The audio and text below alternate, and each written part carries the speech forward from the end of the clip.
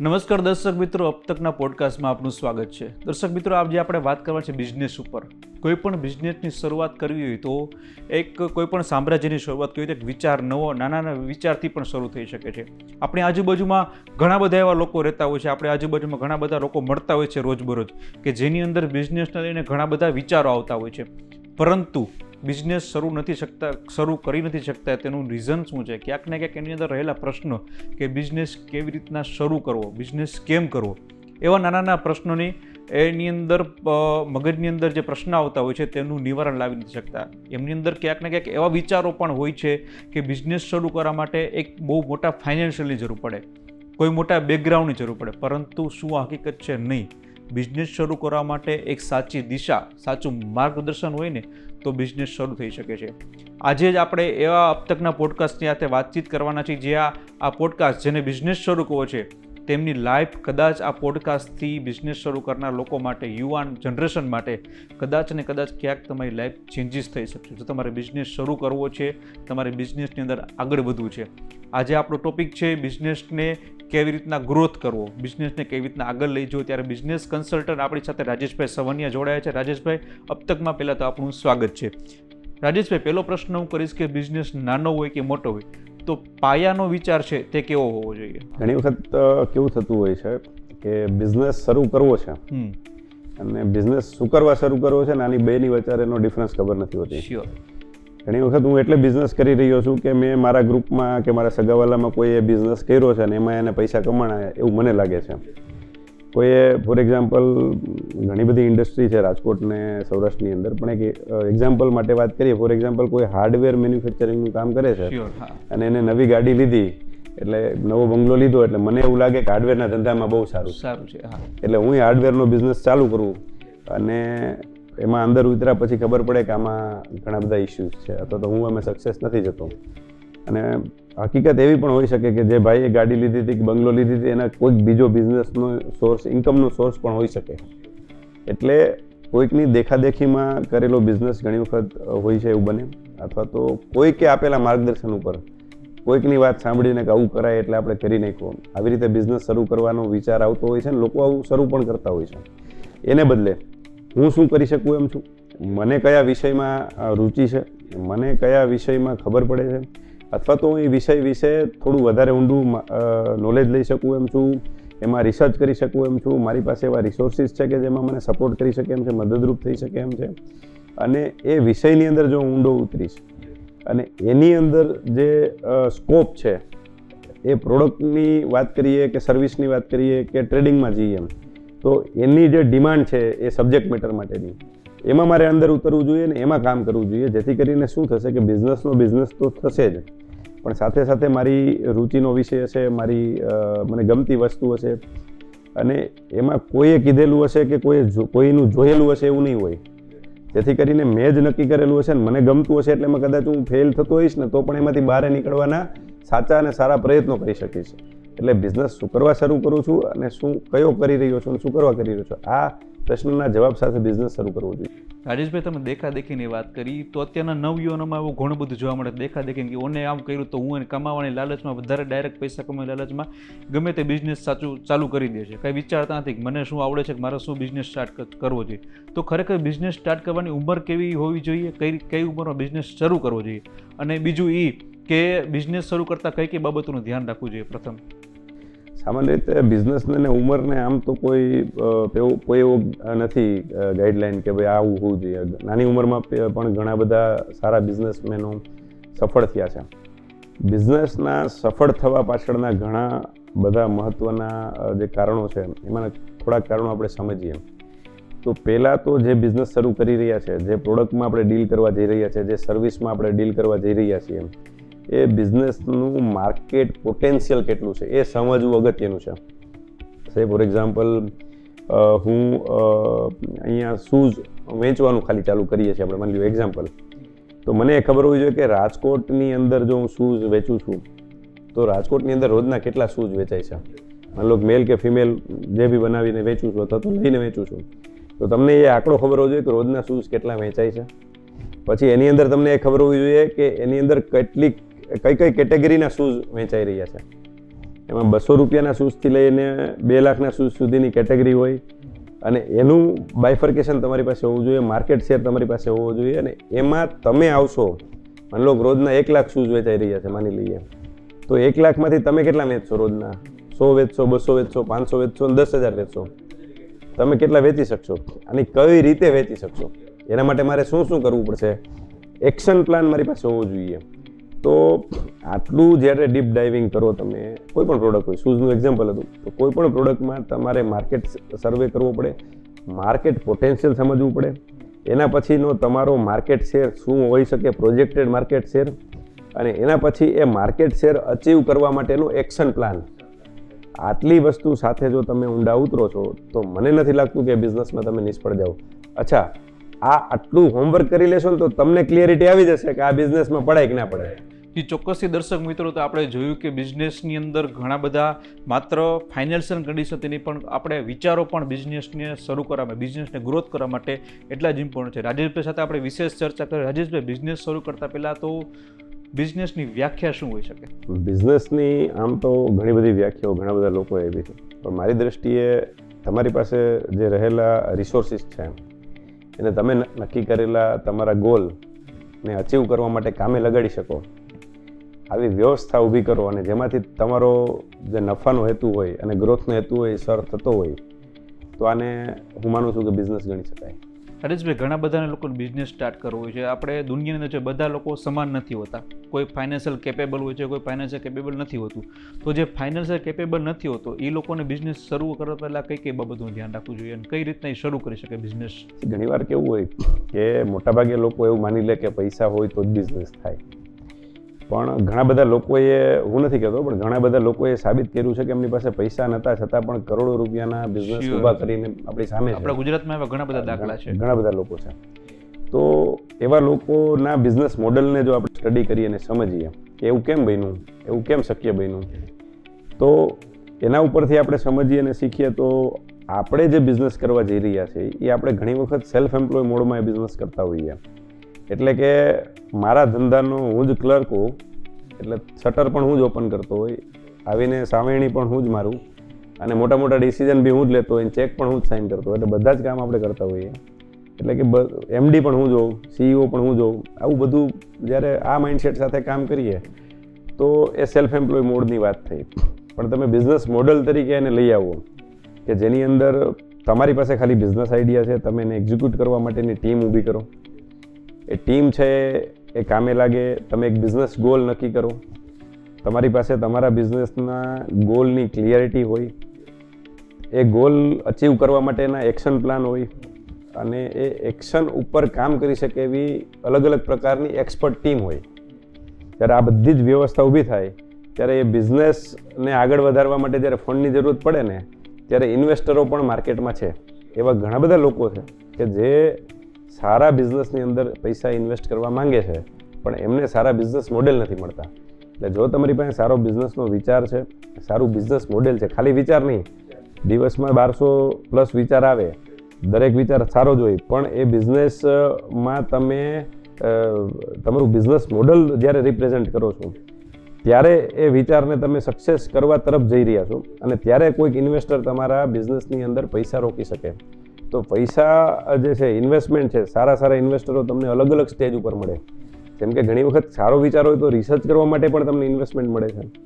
પછી એને થોડુંક આગળ લઈ જવા માટે સીડ મની, એટલે કે ભાઈ શરૂઆતના પૈસા જે બિઝનેસ સ્ટાર્ટ કરવા માટે થોડુંક એને પુશ મળે, એના માટે પણ ઇન્વેસ્ટરો મળી જાય છે. અને જ્યારે લાર્જ સ્કેલમાં તમારે સ્કેલેબલ કરવો છે કે ભાઈ તમારું બિઝનેસ મોડેલ સક્સેસ ગયું, 2-3 જગ્યાએ તમે ટ્રાય કરી, તમારું સેલ્સ થવા માંડ્યું, ઓર્ડર થવા માંડ્યા, બિઝનેસ થવા માંડ્યો, પ્રોફિટ થવા માંડ્યો, પણ હવે માની લો કે આ રાજકોટ લેવલે કર્યું હતું, આને તમારે ગુજરાત લેવલે લઈ જવું છે, નેશનલ લેવલે લઈ જવું છે, ઇન્ટરનેશનલ લેવલે લઈ જવું છે, તો સ્કેલ કરવા માટે, સ્કેલેબિલિટી માટે પણ તમને ફંડ મળતું હોય છે અલગ અલગ પ્રકારે. ઇક્વિટીના ફોર્મમાં મળે, ડિબેન્ચરના ફોર્મમાં મળે, ડેપ્ટના ફોર્મમાં મળે, ફંડ મળી જાય. પણ તમારા બિઝનેસ મોડલની અંદર દમ હોવો જોઈએ.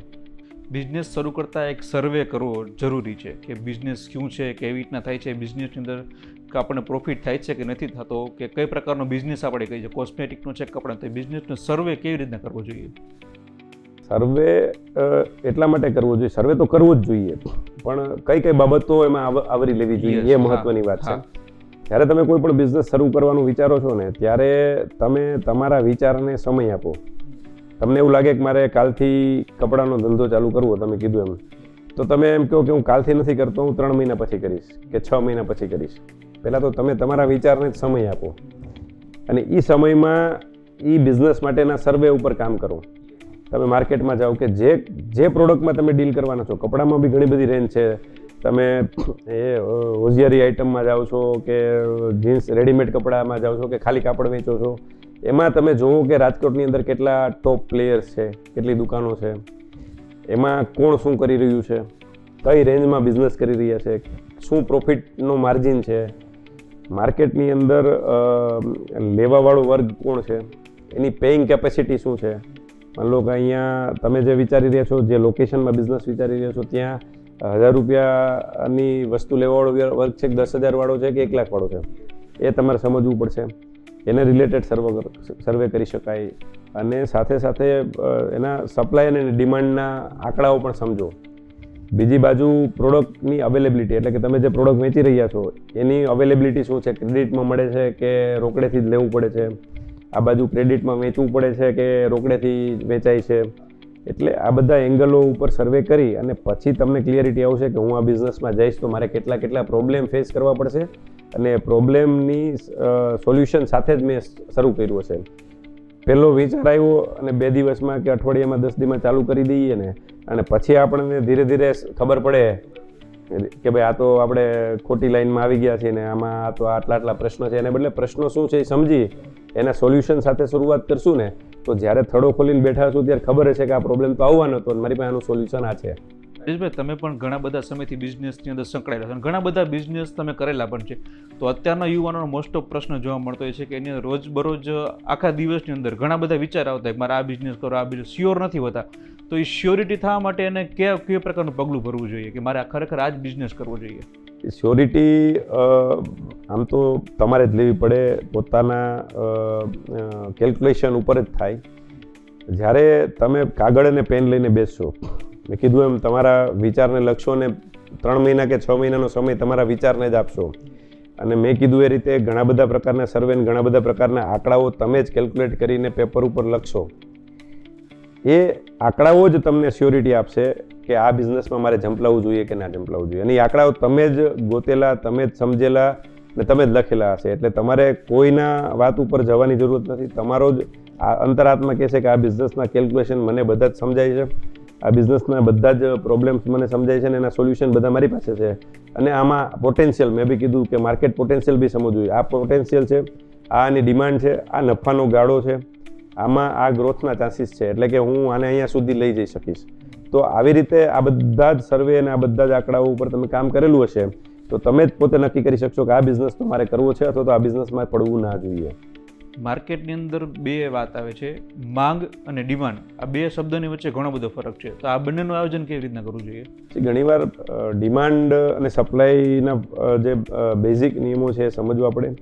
તમે જે પ્રોડક્ટ કે સર્વિસમાં ડીલ કરો છો એની અંદર પણ તમારે સમજવું જોઈએ. અમે આગળના પ્રશ્નોમાં એ પણ સમજાવ્યું કે ભાઈ રોજના શૂઝ કેટલા વેચી રહ્યા છે એ ડિમાન્ડ થઈ, એની સામે સપ્લાય કેટલી છે, કેટલી દુકાનો છે, કેટલા પ્લેયર્સ છે, તમે જે રેન્જમાં જાઓ છો એમાં કઈ દુકાનો ડીલ કરે છે. પછી નફાનો ગાળો, ડિમાન્ડ બહુ છે પણ નફો જ નથી, તો તમે કેપિટલ ઇન્વેસ્ટમેન્ટ કરશો તો એ તમને પરવડશે?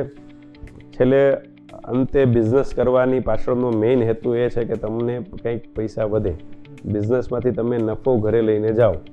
તો નફો જ ના હોય ને ડિમાન્ડ હોય તો પણ કરવાનો મતલબ નથી.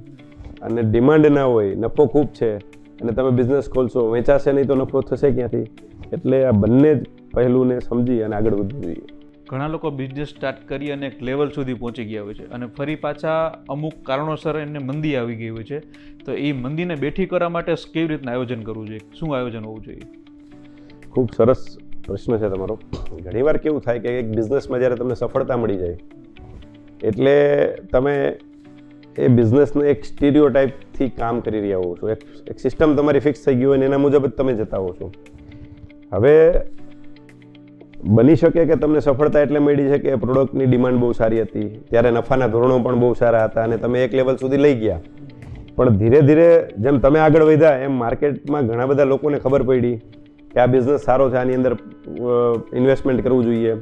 ધીરે ધીરે કોમ્પિટિશન વધી, નફાના ગાળાઓ ઘટ્યા, ટર્મ્સ કન્ડિશન જે માર્કેટમાં ચાલતી હતી એમાં ફેરફારો થયા અને તમે ચેન્જ નથી થયા. બાકીની બધી વસ્તુઓ શરૂ કરી અને ગ્રો થયા ત્યાં સુધીમાં માર્કેટમાં ઘણી બધી વસ્તુઓ ચેન્જ થઈ, તમે ચેન્જ નથી થયા. એટલે હવે તમે સસ્ટેઇન નથી કરી શકતા, તમે માર્કેટમાં ઊભા નથી રહી શકતા, એટલે તમે ડાઉન જાઓ છો. તો હું જે એક્ઝિસ્ટિંગ બિઝનેસવાળા લોકો છે, જે ગ્રો કરી રહ્યા છે અથવા તો એક્ઝિસ્ટિંગ છે, જે ગ્રોથ કરવા માંગે છે, એવા લોકોને તમારા માધ્યમથી એવું કહીશ કે તમારા એ લોકોએ તમારા બિઝનેસને રોજે રોજ સમજવો જોઈએ, જોવો જોઈએ કે તમે જે સિસ્ટમથી કામ કરી રહ્યા છો, સિસ્ટમ અને પ્રોસેસ તમે જે ફોલો કરી રહ્યા છો એ અપડેટેડ છે અથવા તો સિસ્ટમ અને પ્રોસેસ ડિફાઇન કરેલી છે, એસઓપી છે, સ્ટાન્ડર્ડ ઓપરેટિંગ પ્રોસેસ તમે તમારા બિઝનેસમાં ઇમ્પ્લિમેન્ટ કરેલી છે કે નથી કરેલી.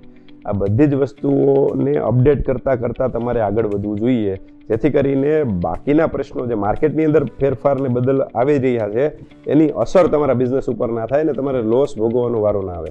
બિઝનેસની અંદર ટેક્સ આવતો હોય છે કે ટેક્સેશન આ શું છે, એના વિશે દર્શક મિત્રોને જાણકારી આપો. ટેક્સેશનનો પાર્ટ બિઝનેસના સફળતામાં ઘણો બધો છે. એક બે વસ્તુથી હું તમને સમજાવવાનો પ્રયત્ન કરીશ.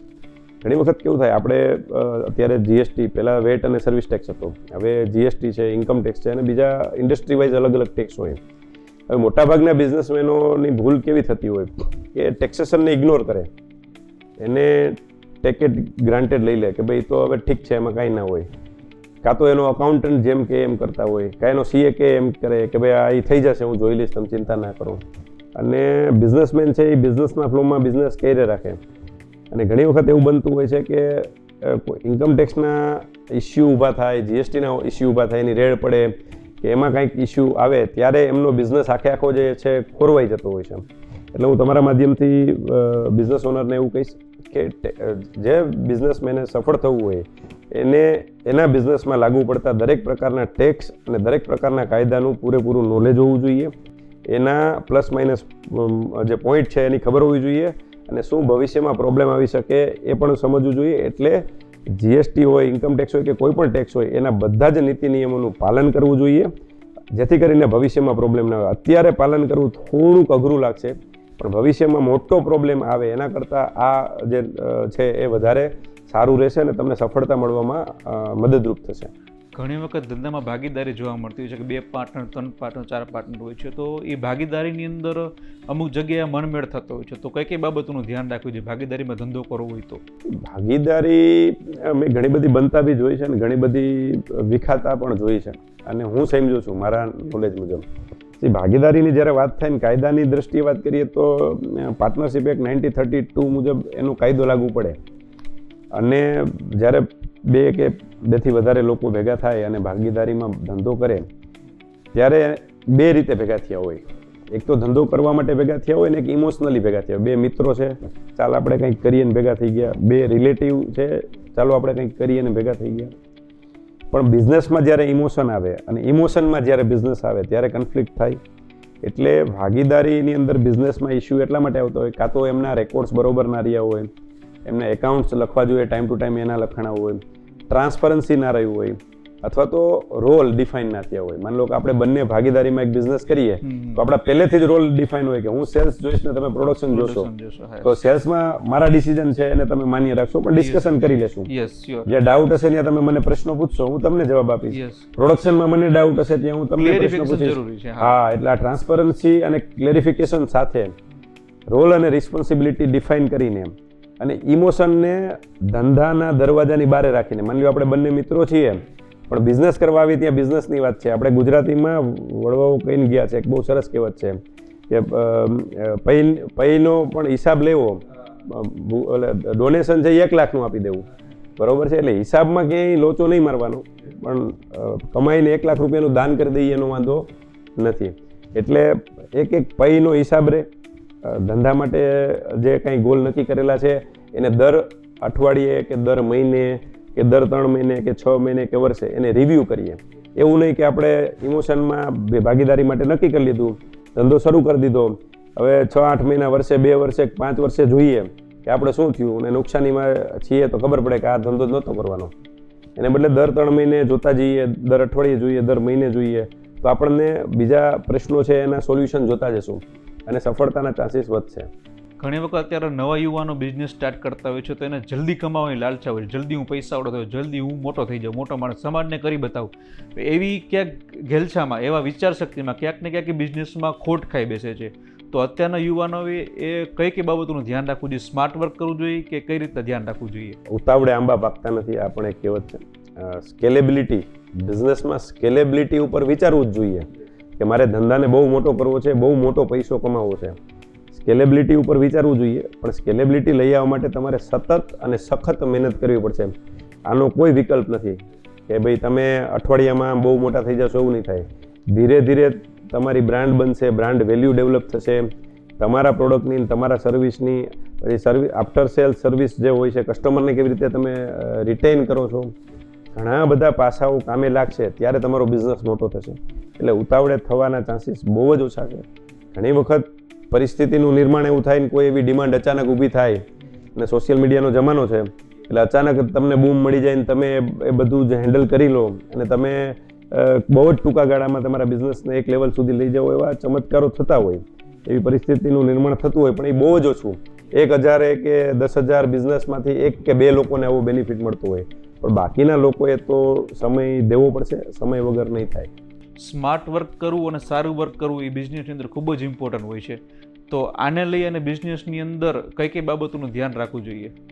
બંને કરવું જોઈએ. સ્માર્ટ વર્ક એ કરવું જોઈએ અને સારું વર્ક. ખાલી સ્માર્ટ વર્ક કરશો અને કસ્ટમરને સારી સર્વિસ નહીં આપો તો પણ કસ્ટમર નારાજ થશે.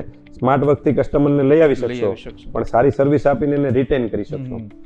એટલે બંને કરવાથી ફાયદો થશે. અચ્છા, તમે સારી સર્વિસ આપો છો પણ કસ્ટમર જ તમારા આંગણા સુધી નહીં આવે, તેને ખબર નહીં પડે કે તમે સારી પ્રોડક્ટ આપી રહ્યા છો, સારી સર્વિસ આપી રહ્યા છો. એટલે કસ્ટમર એક્વિઝિશન માટે સ્માર્ટ વર્ક કરો અને એને રિટેન કરવા માટે સારું વર્ક કરો. સારી પ્રોડક્ટ આપો, સારી સર્વિસ આપો, સેલ્સ કર્યા પછી આફ્ટર સેલ્સ સર્વિસ સારી આપો, કસ્ટમર ખુશ થશે, 5 લોકોને કહેશે, 5 નવા કસ્ટમર આવશે. રાજેશભાઈ, સૌરાષ્ટ્ર છે ઇન્ડસ્ટ્રીઝ માટે હબ ગણાય છે. આપણા સૌરાષ્ટ્રની અંદર ઘણા બધા કાપડના ઉદ્યોગો, ઇન્ડસ્ટ્રીની અંદર આપણે હાર્ડવેરના ઘણા બધા બિઝનેસ, સિરામિકના ઉદ્યોગો ઘણા બધા વિકસિત છે. તમારા મત મુજબ હજી બિઝનેસને લઈ અને કયા વિચારો ઉપર આગળ, જેનાથી આપણું સૌરાષ્ટ્રનું જે બિઝનેસનું ઇન્ડસ્ટ્રીનું હબ છે તે આગળ જઈ શકે છે? સૌરાષ્ટ્ર જે છે ને એ બિઝનેસ માટે મહેનતુ લોકોનો હબ છે એવું કહી શકીએ. અને ખૂબ જ મહેનતુ લોકો સૌરાષ્ટ્રની અંદર છે અને ખૂબ સારા બિઝનેસ કરી રહ્યા છે અલગ અલગ ઇન્ડસ્ટ્રીમાં. લગભગ એવી કોઈ ઇન્ડસ્ટ્રી નથી જે સૌરાષ્ટ્રમાં ના હોય. મોટાભાગની ઇન્ડસ્ટ્રીમાં સૌરાષ્ટ્રના લોકો કામ કરી રહ્યા છે. ખાલી તમારા માધ્યમથી હું સૌરાષ્ટ્રના બિઝનેસમેનોને એટલું કહીશ કે તમે તમારા બિઝનેસની અંદર ફાઇનાન્શિયલ લિવરેજ બી લેવી જોઈએ, પણ કેલ્ક્યુલેટેડ લો. એના સિવાય ગવર્મેન્ટ સબસિડીઝના ઘણા બધા બેનિફિટ છે એ લેવા જોઈએ. એના સિવાય જે ટ્રેડિશનલ વેથી આપણે બિઝનેસ કરતા આવીએ છીએ એને બદલે હવે થોડું બિઝનેસની અંદર બિઝનેસ સિસ્ટમ અને પ્રોસેસને ઇમ્પ્લિમેન્ટ કરો. સ્ટાન્ડર્ડ ઓપરેટિંગ પ્રોસેસ એટલે કે SOP ઇમ્પ્લિમેન્ટ કરો અને તમને પોતે અને તમારી ટીમને સતત ટ્રેન કરો. ઘણી બધી જે ટ્રેનિંગ છે એ તમારા ટીમ માટેની ટ્રેનિંગ પણ માર્કેટમાં અવેલેબલ છે, તમારા માટેની બિઝનેસ પર્સન તરીકેની ટ્રેનિંગ પણ અવેલેબલ છે. તો એ ટ્રેનિંગો લો અને સતત અપડેટ થતા રહો, સમયની સાથે અપડેટ થતા રહો. પરિસ્થિતિઓ બદલી રહી છે, ટેકનોલોજી નવી આવી રહી છે, તો ટેકનોલોજી AI એવું છે, AIનો ઉપયોગ કરો. એવું છે ને, એવું કોઈ સ્પાર્કિંગ કાંઈ બિઝનેસમાં હોતું જ નથી. એક્સપિરિયન્સ લેતું જવાનું, શીખતું જવાનું, આગળ વધતું જવાનું. પણ છતાંય આપણે એવું કહી શકીએ કે તમે DPR બનાવો. કોઈ પણ યુવાનો છે ટેકનોલોજીના જાણકાર છે, ટેકનોલોજી સમજે છે, ઇન્ટરનેટનો ઉપયોગ કરી શકે છે, ઘણું બધું સમજી શકે છે. એટલે એક ડિટેલ પ્રોજેક્ટ રિપોર્ટ બનાવવો આખો પોતાના બિઝનેસનો, અને DPR બનાવી એમાં પ્રોફેશનલ લોકોનો સહારો લ્યો, જરૂરત પડે નહીં. અને DPRને સમજી અને એ DPRમાંથી તમને વાયબિલિટી દેખાય પછી પ્રોજેક્ટ કરો, એટલે તમે ફેલ થવાના ચાન્સીસ 0. લાસ્ટ પ્રશ્ન, યુવાનો માટે બિઝનેસ શરૂ કરો છો એનાથી એવી મારે એક વાત તમારી તરફથી જોઈ છે કે અત્યારે યુવાનોને બહુ કામ લાગે. છેલ્લો સંદેશો કે એવો હું પૂછીશ તમને કે અત્યારના યુવાનોને કામ લાગે ક્યાંક ને ક્યાંક, એવું કંઈ સડનલી ધ્યાનમાં આવે એવું ખરી કંઈ તમારે? વિવિધ ટેકનોલોજીનો ઉપયોગ કરો. જેમ કે અત્યારે AI ટેકનોલોજી આવી ગઈ છે તો એમનો ઉપયોગ કરી શકાય. તમે સામાન્ય બાબતો બી ઘણા સારા બહુ મોટા બિઝનેસમાં વેબસાઇટ નથી હોતી, એમનો કોર્પોરેટ વિડીયો નથી હોતો. તમારા વેબસાઇટ ઉપર કે તમારો એક ઇન્ક્વાયરી નંબર હોય જેમાં AI ચેટબોટ નથી હોતું. તો એવા ઘણા બધા તમે ટૂલ્સ છે જેનો ઉપયોગ કરીને બિઝનેસને ખૂબ સારી રીતે આગળ વધારી શકો છો. એટલે સૌરાષ્ટ્રના બિઝનેસમેનો માટે આજ મારા તરફથી એક નાનકડી વાત હતી. અને ખૂબ સૌરાષ્ટ્રના લોકો મહેનત કરી રહ્યા છે અને ખૂબ આગળ વધી રહ્યા છે. સૌરાષ્ટ્રના લોકો માટે તો વાત કરી, પણ અત્યારના નવયુવાનો જેને બિઝનેસ શરૂ કરવો છે તે લોકો માટે કંઈક સંદેશો આપો. યુવાનો માટે ખાસ અત્યારે યુવાનોનો ટાઈમ છે એવું કહી શકાય. યંગ ઇન્ડિયાની એવરેજ એજ જે છે એ યંગ છે. ઇન્ડિયા છે એ યંગ ઇન્ડિયા છે અત્યારે. અને મોદી સાહેબનું બી વિઝન છે કે 2047માં ભારતને ડેવલપ્ડ કન્ટ્રી બનાવી. તો એમાં અત્યારના યુવાનોનો મોટો સિંહ ફાળો હશે. એટલે યુવાનોએ ખાસ કરીને ખૂબ રિસર્ચ કરીને બિઝનેસ શરૂ કરવો જોઈએ અને રિસર્ચ કરતાં સાથે એક ડિટેલ પ્રોજેક્ટ રિપોર્ટ બનાવવો જોઈએ. જે બિઝનેસ શરૂ કરવા માંગી રહ્યા છો એમનો એક ડિટેલ પ્રોજેક્ટ રિપોર્ટ બનાવો. ઇન્ટરનેટનો ઉપયોગ કરો, AIનો ઉપયોગ કરીને તમે DPR બનાવો અને કોઈ પ્રોફેશનલ લોકોનો એમાં સહારો લઈ અને આખો DPR બનાવી અને એ DPRમાં વાયબિલિટી બેસે તમારી કે આ પ્રોજેક્ટ વાયેબલ છે, ફિઝિબલ છે, પછી જ એ બિઝનેસ ચાલુ કરો, જેથી કરીને ફેલ થવાના ચાન્સીસ 0 અથવા તો નહીવત થઈ જાય. એ ચોક્કસથી દર્શક મિત્રો, તો આપણે જોયું કે બિઝનેસની અંદર નાનામાં નાની વાત પણ ખૂબ જ ઇમ્પોર્ટન્ટ કરી શકે છે. આપણું સૌરાષ્ટ્ર જે છે એ બિઝનેસનું હબ ગણાય છે. તેની અંદર પણ ઘણા બધા બિઝનેસો છે. અત્યારના નવયુવાનો માટે પણ રાજેશભાઈએ ખૂબ સરસની વાત કરી કે DPR કરીને પણ તમે તમારા બિઝનેસને ગ્રોથ કરી શકો છો. ક્યાંક ને ક્યાંક તમારા બિઝનેસને ફેલ થવાના ચાન્સીસ બહુ એટલે બહુ ઓછા થઈ જાય છે. તો આવી નાની નાની બાતનું આપણે ધ્યાન રાખીએ. માત્ર ફાઇનાન્શિયલ જ આપણા બિઝનેસને આગળ નથી લઈ જઈ શકતો, સાચી દિશા, સાચું માર્ગદર્શન આપણા બિઝનેસને આપણે આગળ લઈ જઈ શકે છે. તો આવા નવા ફરી પોઝિટિવ વિચાર સાથે, આવાના ફરીને થિંકિંગ સાથે અબ તકના પોડકાસ્ટની આવી ફરી પાછા એપિસોડ લઈને આવતા રહીશું. ત્યાં સુધી અમને રજા આપશો.